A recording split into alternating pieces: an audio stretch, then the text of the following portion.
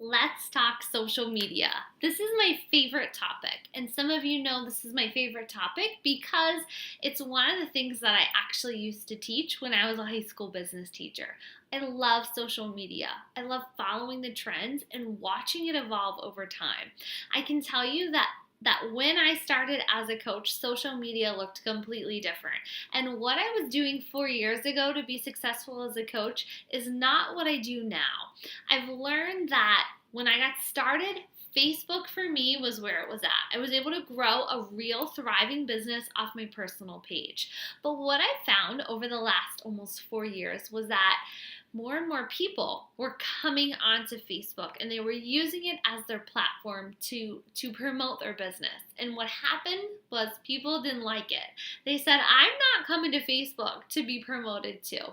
I'm coming to Facebook to see friends and family and to see pictures and photos and to be social."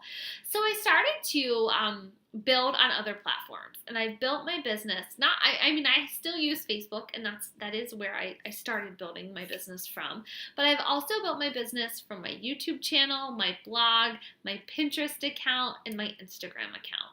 And some of you are thinking, whoa, whoa, whoa, whoa, whoa. That is too much. I don't want to be building on all those things.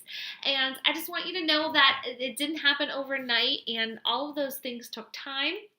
But here's where I started. So I want to just kind of paint a picture for you.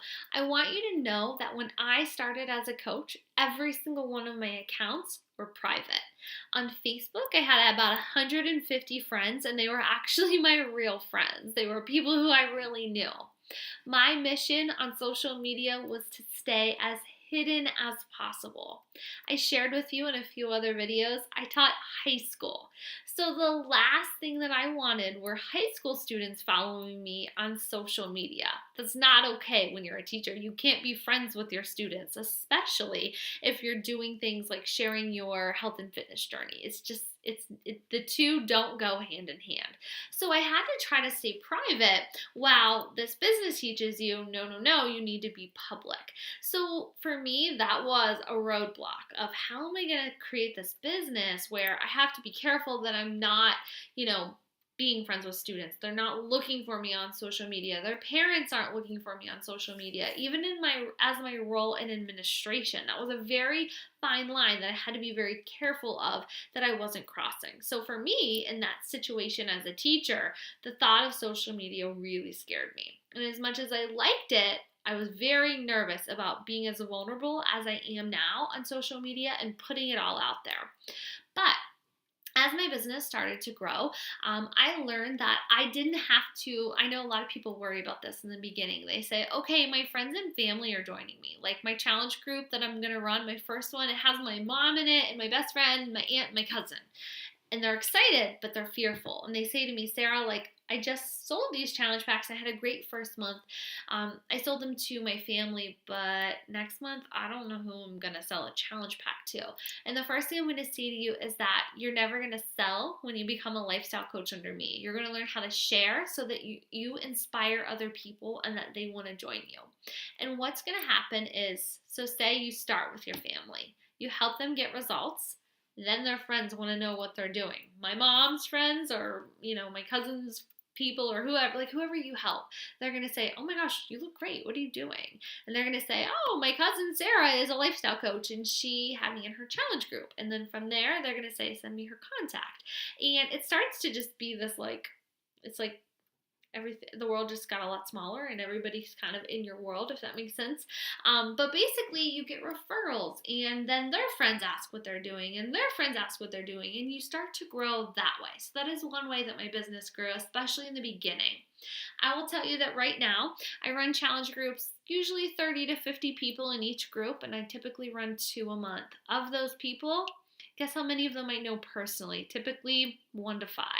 For the most part, every person in these challenge groups are strangers. And you're thinking, wow, that's really cool, but how did that happen?